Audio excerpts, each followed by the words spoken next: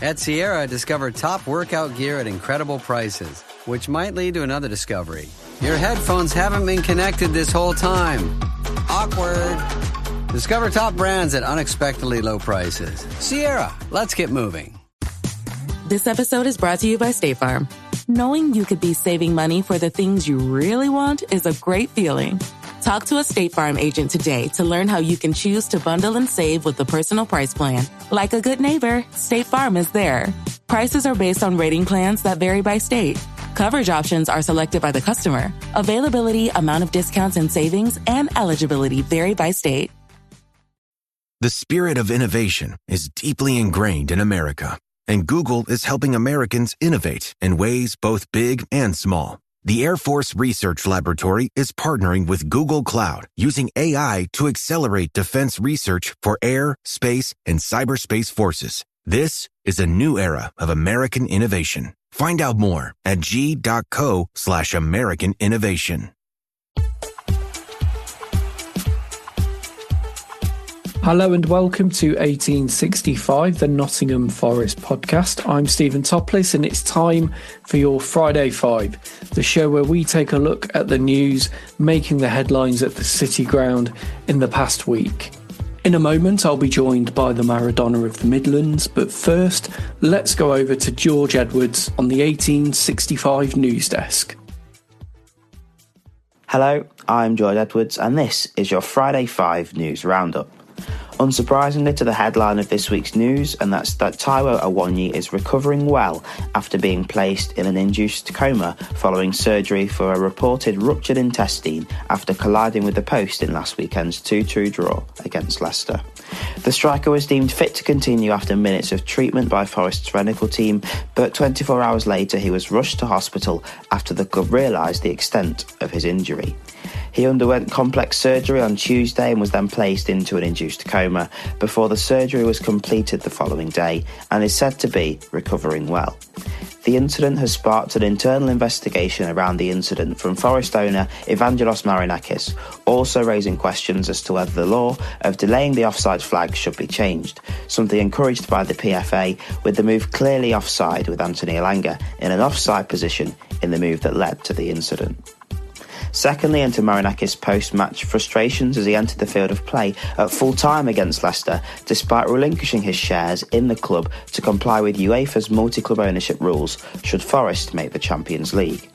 Marinakis' presence at the game and subsequent appearance confirmed that he still has a voice at the top of the club, with nothing to stop him attending games, accessing certain parts of the stadium, or speaking to players and management.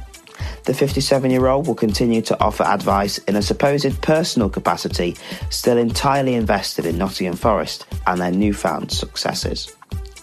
Next, and with the season nearly complete, transfer talk has begun. John Percy has claimed in the Telegraph that Forest are after a goalkeeper, a left-back, 2 wingers and 2 strikers, at the very least, with 4 main targets. It's rumoured that Forest are chasing signatures of 20-year-old midfielder from Southampton, Mateus Fernandes, 22-year-old Manchester City attacker James McAtee, 22-year-old Ipswich striker Liam Delap, and 23-year-old Rennes left-back Adrian Tuffert. Johan Wissa is also said to be on Forest's wish list, with the main theme of blending youth with top-level experience looking like it will continue this summer. Next, and amidst the distress of Taiwo Awoniyi's injury and the carnage that has followed, the news that Nottingham Forest have secured European football has gone rather under the radar. Despite a disappointing mood around the City Ground as Forest dropped points against Leicester, the draw was enough to see them secure a place in Europe for the first time in 30 years. At a minimum, Forest will be in the Conference League, that becoming the Europa League should Manchester City win the FA Cup this Saturday. The Reds still have an outside chance of the Champions League, but realistically, they must win both of their last games and hope that Aston Villa drop points to either Tottenham Hotspur or Manchester United. Still, and whether we're flying to Bratislava or Barcelona next season, this season's success and achievement finally has something concrete to show for it. Finally, into the statement released by Forest in response to the media backlash to Evangelos Marinakis' appearance on the pitch after the Leicester game. You can guess exactly who in the media was opposed and displeased with Forest's owner's antics, leading to both Marinakis and later the club releasing statements to clarify the matter. Marinakis' initial statement credited the club for securing Europe and then briefly touched on the misjudgment from Forest's medical team about Taiwo's fitness. Then on Tuesday came the official club statement, firstly confirming Taiwo's recovery status, going on to lament that Marinakis, feeling that Forest is not just a football club, but a family. It explains the owner's deep frustration to see Forest striker continue in such discomfort, dismissing the so-called confrontation between himself and Nuno on the pitch. The club urged pundits and ex-players to resist the urge to make false judgments and fake news in the light of the matter, closing with comments about Marinakis' true leadership. And just a bonus story for you, coming in right at the death, Forest have had 4 players nominated for the Premier League's end-of-season awards. Anthony Elanga for the Young Player of the Season, Nuno, of course, for the Manager of the Season, and Morgan Gibbs-White and Chris Wood for the Player of the Season award. Well, that's it. I've been George Edwards, and that's been your Friday 5 News Roundup. Back to you, Stephen. Thanks, George. Let's have a look at those stories in a bit more detail now with the Maradona of the Midlands. Hello. Hi, Stephen. Welcome. And we're going to start with the latest news on Taiwo Awoniyi. So earlier this week, Taiwo underwent surgery on a serious abdominal injury, which he suffered in Sunday's 2-2 draw with Leicester. The striker had surgery on Monday and was put into an induced coma. He's now out of his coma and is said to be recovering well. Taiwo collided with the post in the 88th minute of the game against Leicester as he attempted to get on the end of a cross from Anthony Elanga. Following several minutes of treatment, he returned to the pitch but was clearly struggling. Awoniyi couldn't be substituted because Forest had used their last available switch, replacing Elliot Anderson with Jota Silva. According to BBC Sport, Awoniyi suffered a ruptured intestine in the collision. He had surgery on Monday night and remains in hospital. I think at the time, Maradona, we were all a bit confused as to what had gone on. I think we were all a bit guilty of feeling frustrated that Taiwo came back onto the pitch. Whoever was responsible for that doesn't really matter now. All that matters is that Taiwo is okay and recovering, because this turned out to be a really serious matter in the end. Yeah, it was a strange one. I've been a bit sorry for the physios because they seem to be taking the brunt of the criticism regarding this matter. But I think they probably they did their job correctly. They checked him for muscular injuries. They would have done the sort of flexing tests and everything and gone through all that sort of thing. And then I think, like everybody else, they would have assumed he just winded himself. And after a minute or so, he'd get up and be able to get going again. They obviously asked him, "Are you okay, Taiwo?" He must have said yes. So, I mean, unless they had a portable ultrasound machine start in their little kit bag there, physio bag, and started scanning his stomach area, nobody would have known he had anything like that. If the player says he's okay, and they've done all the tests on his legs and what have you, that they're not broken or anything, they probably think, yeah, he probably can continue. It's a freak accident. In all the years we've watched football, Stephen, for like 150 years it's been going in England, I think this must be the first time ever a player has suffered a ruptured intestine injury. It's not something that would even occur to anybody that's possible on a football pitch. So I think it's just a freak injury, and just bad luck for Forest. Just really, really bad luck. So combined with the other bad luck we've been having recently, that's conspiring against our push for the European Champions, the Champions League places.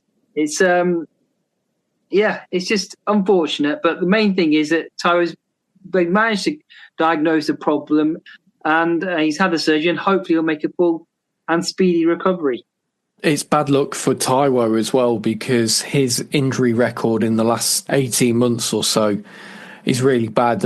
And the poor guy can't catch a break. Every time he gets back fit, something else seems to happen, and he breaks down and he can't get a regular run in the side. And then we've had this awful freak incident where he's picked up an injury that you simply don't expect a footballer to ever be able to pick up. And yeah, to come back to the point about the physios, I've seen criticism of of them off the back of the statements that Forest have put out this week, and people saying, well, surely they could have known something bad was going on with Taiwo. But in a piece in The Athletic from Danny Taylor, he speaks to a medical expert, and he says in that situation, there's no way of the physios being able to, one, pick up what was going on, or two, even know what was going on with Taiwo's injury. So it was just a combination of the collision and the internal injuries that he picked up, with also the confusion going on the sidelines, which just made for a bit of a chaotic situation. But the key thing is that the injury has been picked up. Taiwo has had surgery, and it now sounds like he's making a good recovery from that. And we send our best wishes to T for a speedy and full recovery. Let's move on, and our next story involves Evangelos Marinakis and his current situation at Forest. Reports this week say that he will be allowed to continue his hands-on approach to running Forest next season, despite relinquishing his shares in the club. Marinakis, of course, owns Olympiacos, and they have already secured their place in the Champions League for next season. And he announced last month that he has placed his Forest shares in a so-called blind trust to ensure compliance with UEFA regulations should Forest also qualify for the Champions League. There are no conditions in the blind trust arrangement sanctioned by UEFA which will restrict Marinakis' attendance at matches, deny him any access to any part of the stadium, or to prevent him from speaking to the manager or players. And it's suggested by a source close to Marinakis that he will continue to offer his opinions and guidance in a personal capacity. So it sounds like what's going on is that even though this blind trust has been put in place, it's not going to affect Marinakis' day-to-day running of the club. And should he wish to come onto the pitch and speak to people again after matches, he'll be free to do that. Yeah, it's a bit of a nonsense, really. I can't see what the point is of putting it into a blind trust if they're still able to control and influence the team. The whole point of the rules is to avoid conflicts of interest and an owner favouring one team over the other, putting influence onto one of the teams to put a weakened side so the other team can progress. So I think, and I always thought that the rules were in the past that if you had two clubs, you had to sell one of them. And I think that should be the rules. If you have got two clubs in the same competition, I don't think it's right that you can just get away with it, just putting a slightly different legal entity on your shareholding. I don't think that's correct. I think if you own two clubs, you have to sell one of them if they're going to be in the same competition. With regards to his sort of coming onto the pitch and everything, he shouldn't be there. I've said it before. I said it after the spitting incident. I said it after the Liverpool incident with the referee. He shouldn't be anywhere near there. No other club owner does that. They don't go down there. It doesn't attract any controversy if he isn't there. He could have waited 2 minutes and gone to speak to Nuno and found out what was going on. No need to do that sort of thing in public. And it's just ridiculous. It's the way that statement, the statement they put out as well, just stank of bull for me about his concern for Taiwo was the reason he went down. No, if Forest had won the game, he wouldn't have gone down there. If the Champions League places weren't at stake, he wouldn't have gone down there. It's complete nonsense, and I'm calling them out on that one. That statement made him sound like a Mother Teresa type figure, some sort of living saint who's so concerned about his players and their welfare. I don't believe that for a second. He was down there because he was majorly peed off, as we all were. But you have to control yourself. He's a grown man in his 50s. He shouldn't just go down there in a huff like that and have a tantrum in front of the whole world. It's ridiculous, Stephen. Ridiculous, I say. I think I've asked this question before, but do you think he'll learn from the situation of the last week? He won't learn because he's a spoiled brat. He does what he wants to do, whether it's the right thing or not. He's used to getting his own way in the world. And we're there to witness it all. It's just it's a sense of entitlement that it's his club, and so none of us are allowed to go on the pitch and sort of remonstrate with the referee, but he is just because he owns it. Well, how's that right? Where's the offence in that, Stephen? It's ridiculous. I think we'll move on before you end up issuing your own statement later on tonight.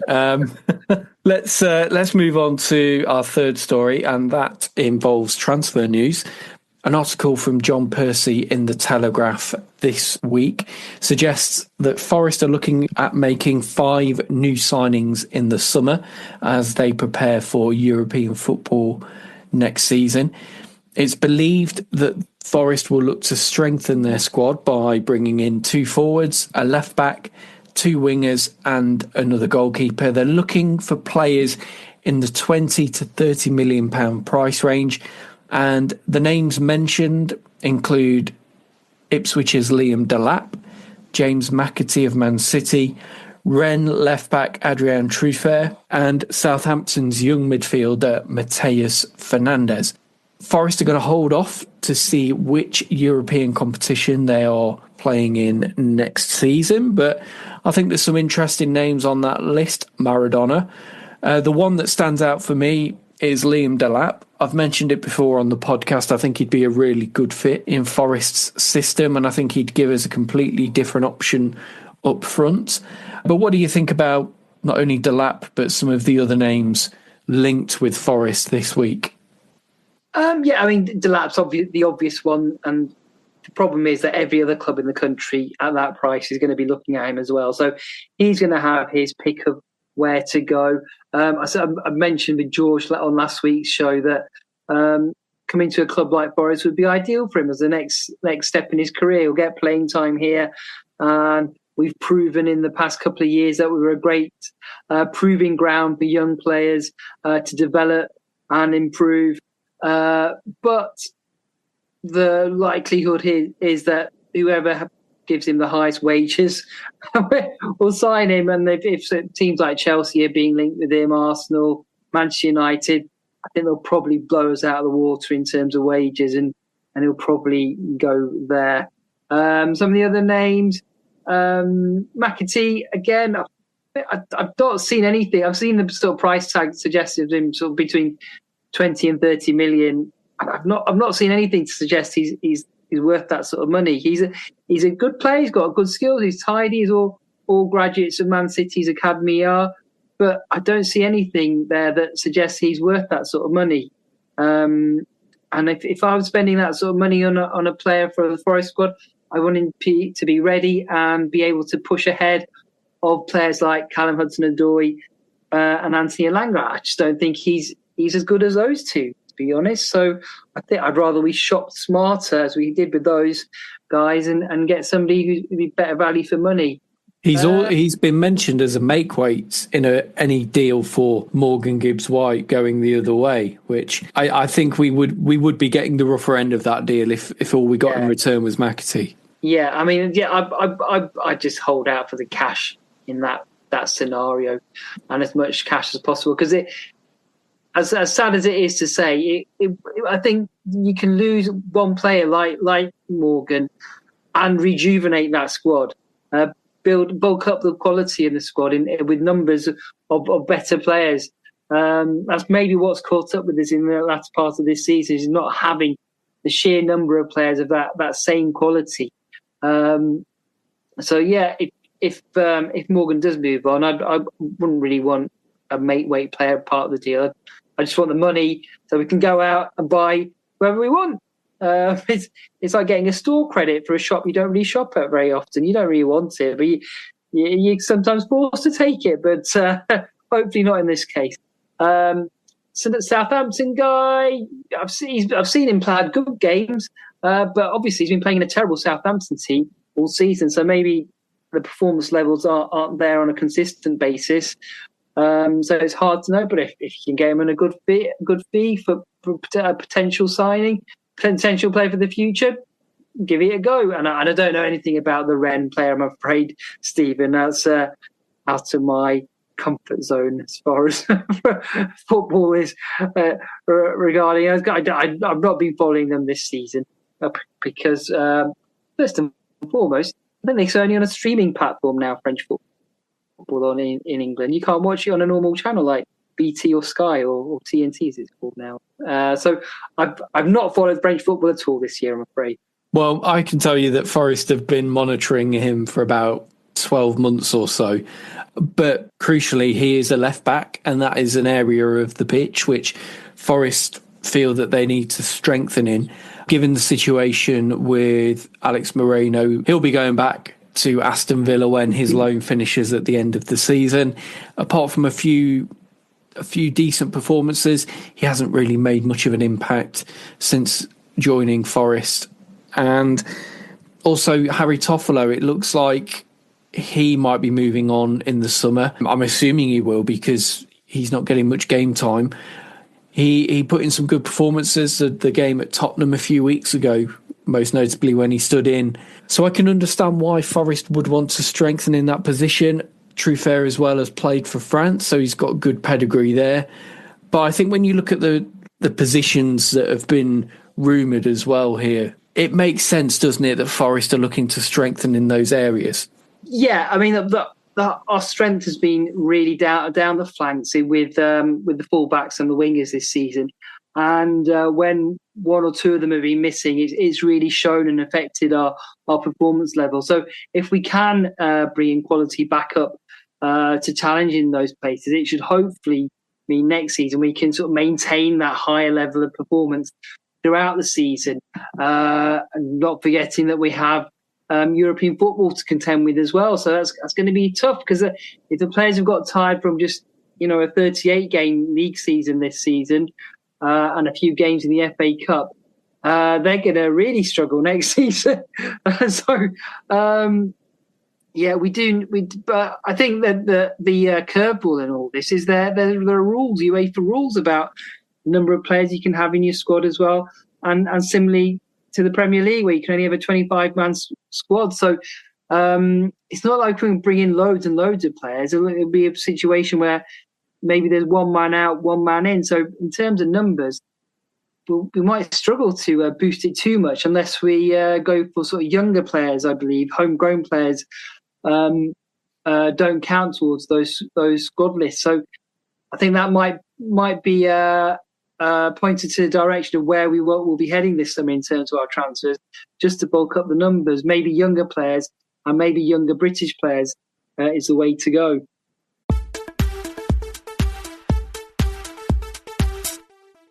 Eczema isn't always obvious, but it's real. And so is the relief from Ebglyss.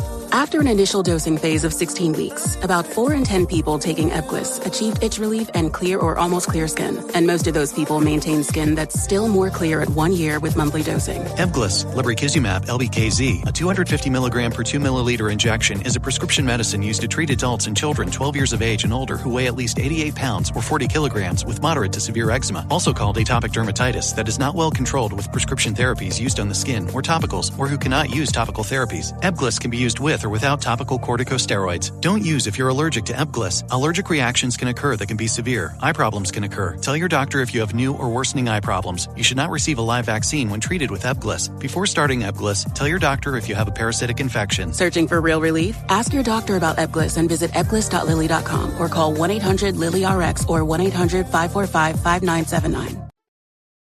You're listening to 1865, the Nottingham Forest podcast.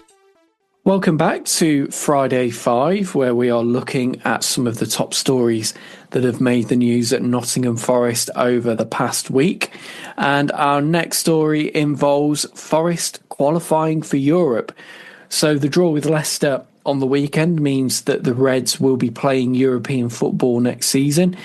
It'll be a first European campaign for Forest for 30 years, since the UEFA Cup run of 1995-96. That result against Leicester means that Nuno's side can't finish below 7th in the Premier League. And with that, Forest will be back in European action next season, which is brilliant news. It's still not clear yet which competition Forest will be playing in. It could be the Conference League. But if Man City win the FA Cup, 7th place will go to the Europa League. So Forest will qualify for that at the very least. But there is still an outside chance that the Reds could be in the Champions League next season if results go their way and they get wins in their final 2 Premier League games. I know Maradona, the Leicester match, was massively disappointing on the weekend, and the circumstances around that result and what it meant for Forest's Champions League hopes. But the Reds are in Europe next season, whatever happens, and that's great news whichever way you look at it. It is. I mean, I have to be honest, after the Leicester game, I was bitterly disappointed and took no joy or comfort from having qualified for Europe. It took about 2 days, probably about Tuesday of this week, where it's finally sunk in the level of the achievement and the fact that we will be playing in European football next season. It's finally sort of clicked. Oh, yeah, that is something to be proud of and something to look forward to.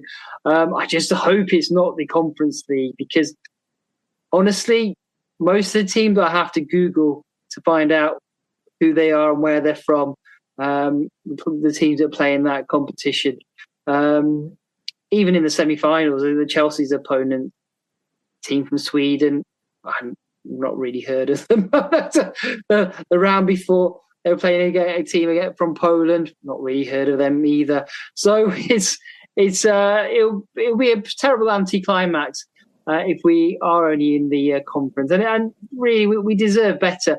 For the vast majority of the season, we've been the third best team in the league, and it's just such a shame that our performance levels have dropped just at the end there, just at such a crucial time, and against weaker opposition. Having done all the hard work of beating Man City and getting points against Liverpool and Arsenal, to then throw it away, that's the thing that's going to, I think, sting Forest fans for years to come. I think if we don't progress from here and move on the next couple of seasons and challenge again for the Champions League places, it'll be one of those sliding doors moments we've had. We can think back to the Paul Hart team and the Sheffield United semi-final. What could have been if we kept hold of all those young players and gone up to the Premier League with them, and the Billy Davies team. What if he'd been the manager and that great set of players we had then?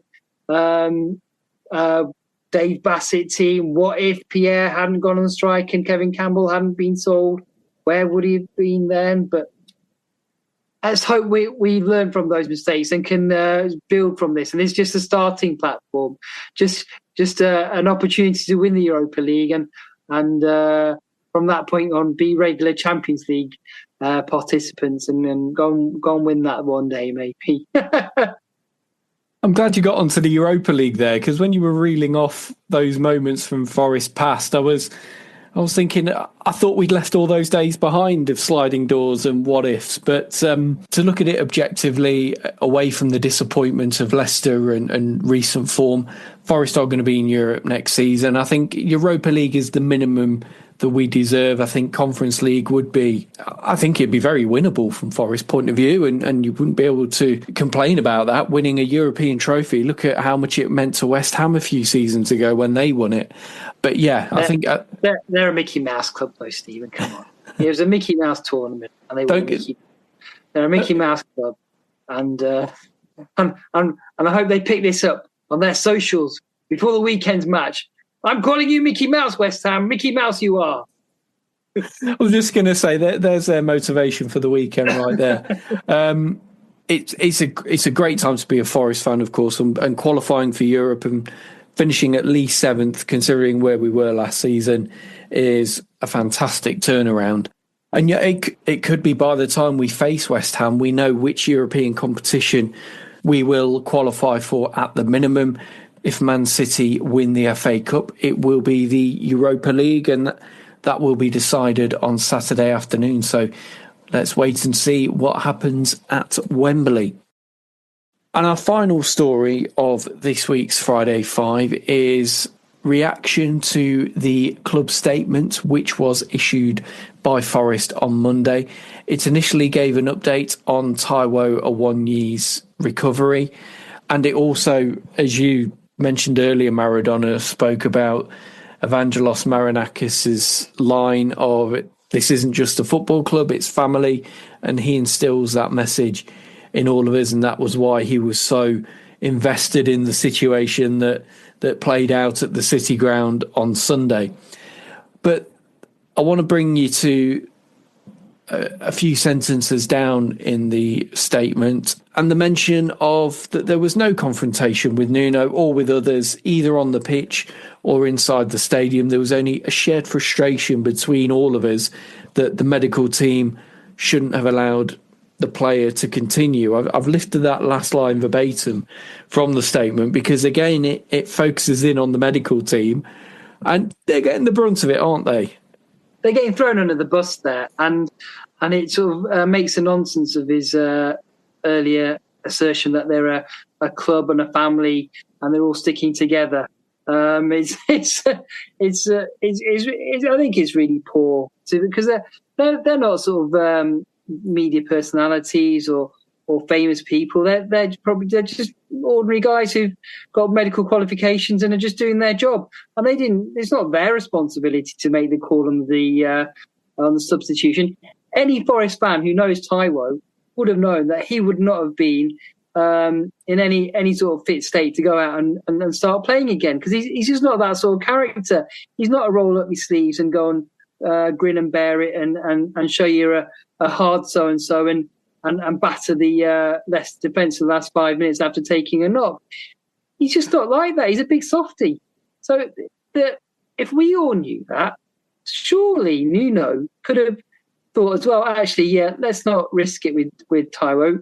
Let's put on Jota Silva there for the last few minutes and see what happens. But it's I don't know, that the statement just it speaks of a man who's very self-absorbed to me, and it's all about him. And there was no need to put that out. No, the story had more or less died by that stage, and nobody would have nobody would have accused him of going out and confronting Nuno if he hadn't been on the pitch. I go back to my original point. Don't go on the pitch, and these stories don't occur. It's as simple as that. I don't know why he can't learn from it. It's frustrating. It's frustrating. Later on in the statement, the club urges pundits and former coaches and players and public figures in the game to resist the urge to rush to judgment and fake news online, especially when they don't have the full facts and context. It says, baseless and ill-informed outrage for the purposes of personal social media traction serves no one, Gary Neville, least of all the injured player. We call on these influential voices to show the same respect for player welfare that they often demand from others. Let concern come before commentary. I think it's a fair point, isn't it, Maradona, that you saw on the weekend a pile-on from people in football about the situation that unfolded at the City Ground. And really the only important thing that's come out of that is that Taiwo Awoniyi is okay and that he's recovering, and that really should be the only thing that we're focusing on. Is that right? No, not really. Because nobody knew that Taiwo was seriously injured at that point. Or I'm going to defend the Sky pundits there a little bit, because they were at Anfield, Gary Neville, I think, and Carragher and the lot. They were at Anfield, not at the City, and they saw a short video on their monitors of Marinakis looking angry, walking on the field, exchanging a few sort of curt words with Nuno, and then both of them storming off. It looked terrible. There's no way around that. All of us who saw it as Forest fans initially thought it looked terrible. And nobody thought he was there because he was concerned about Nuno's welfare. Our immediate thought, all of us, was he was there because he's incredibly annoyed that they've blown their Champions League hopes. I think that's what the truth is. That's why he was there. And so I've got to defend people like Gary Neville there. Okay, he's a media personality and he's got a big following on social media and what have you. And he might well say controversial things to attract more likes or what have you. But don't give him the opportunity to do that. Don't be on the pitch. I go back to it. Don't be on the pitch. It's easy. None of that would have happened if you went on the pitch. A bit of positive news now to round up this week's Friday 5. Bonus bit of news. Forest manager Nuno has been joined by 3 of his Forest players in being shortlisted for Premier League annual awards. So Nuno has been recognised for his part in helping Forest to 7th place and potentially higher. He's been shortlisted for the Premier League's Manager of the Season award. He's already won 3 Manager of the Month awards this season, more than any other in the Premier League, winning that in October, December and March. Elsewhere, Chris Wood and Morgan Gibbs-White are among the nominees for Premier League Player of the Season for their role in Forest's rise up the table this season. Both of them have been in fantastic form. Wood has scored 20 goals in 34 games and become the first Forest player to reach that tally in the top flight since Stan Collymore in 1995. Gibbs-White has made 16 goal contributions, scoring 6 times. And rounding off the nominations, Anthony Elanga has been shortlisted for the Premier League's Young Player of the Season award after an impressive campaign himself. So we've got quite a bit of recognition there, haven't we, Maradona? And Forest, from the manager down to the players, are being recognised for a great season, which could get even better in the last 2 games. Who knows? Well, I think we all know, Stephen, it won't. But that's the spirit. But it's tremendous. It's exactly as you said. It's recognition of the season we've had. I think if these last few games we'd maybe won one or two of them and drawn 1 or 2 of them instead of losing against Brentford and Everton and drawing against Leicester, Nuno would have been a shoo-in for Manager of the Year. I don't think there would have been any danger of anybody else being close to him. For the resources he had to have got us into the top 4, as it would have been a tremendous achievement. I think I've just got an argument's coming into my head now that if you won the most Manager of the Month awards, you should automatically win it. Just whoever wins the most Manager of the Month awards is the winner. Just decide it that way. That's the most logical and fair way of doing it. So if nobody else has won 3 by the end of the season, he should be Manager of the Season anyway, just by default. And for the players, Chris Wood has been a tremendous performance from this season. He's had very few chances. He's outperformed his XG, which everybody knows now. That means he's scored more goals from poor quality chances than anybody else in the division. So he's really outdone himself and outperformed in every aspect of his goal scoring this season. And that's the sort of thing that deserves a personal recognition award, like a Player of the Season award. He probably won't get it because there's more glamorous people out there who've been nominated. But in terms of outperforming with the resources that he receives in terms of chances created, he definitely should be a contender there. And Morgan Gibbs-White as well. He's everybody in the country knows what a great player he is now, and how influential he is, and how he can create chances and score goals. So he's an obvious contender as well. And Elanga, I can't think of anybody else who's had a better season than him as a young player. So in my book, he should be the winner of that award as well. But we'll see. There's a lot of politics involved in this sort of thing as well.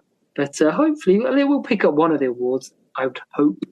And maybe if the miracle does happen and we manage to clinch a European Champions League place, it will round up the season nicely. And very quickly before we finish, I think I know what the answer is going to be. What are your thoughts on Forest's next game at West Ham this Sunday? And how do you think Forest are going to get on at the London Stadium? Well, a couple of weeks ago I would have said definite win, but the hopes sort of drained out of me after the Brentford game. and the Leicester game especially. Just they look so lifeless, the players, so lacking energy and even fight. That's the scary thing. That's a depressing thing. They're just not giving it.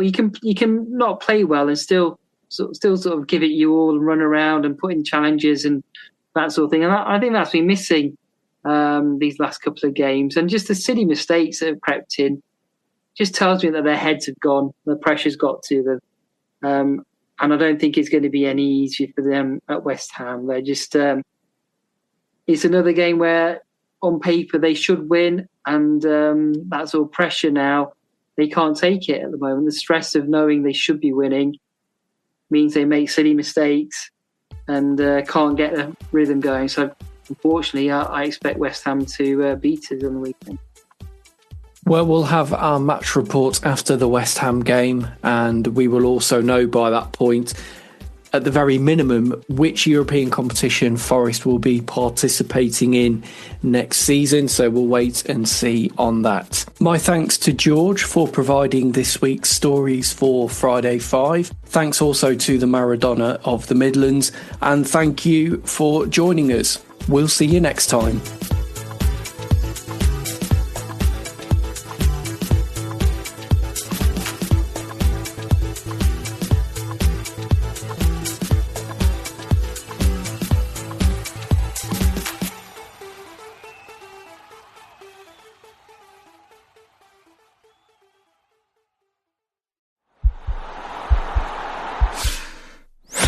This podcast is part of the Sports Social Podcast Network.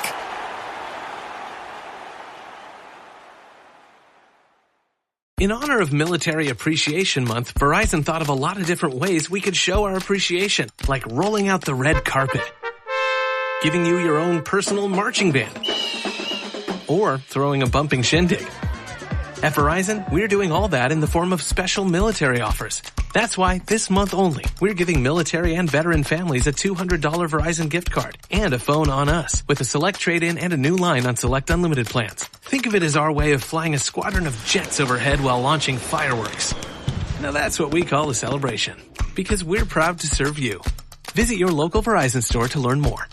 $200 Verizon gift card requires smartphone purchase $799.99 or more with new line on eligible plan. Gift card sent within 8 weeks after receipt of claim. Phone offer requires $799.99 purchase with new smartphone line on Unlimited Ultimate or Postpaid Unlimited Plus. Minimum plan $80 a month with autopay plus taxes and fees for 36 months. Less $800 trade-in or promo credit applied over 36 months. 0% APR. Trade-in must be from Apple, Google, or Samsung. Trade-in and additional terms apply.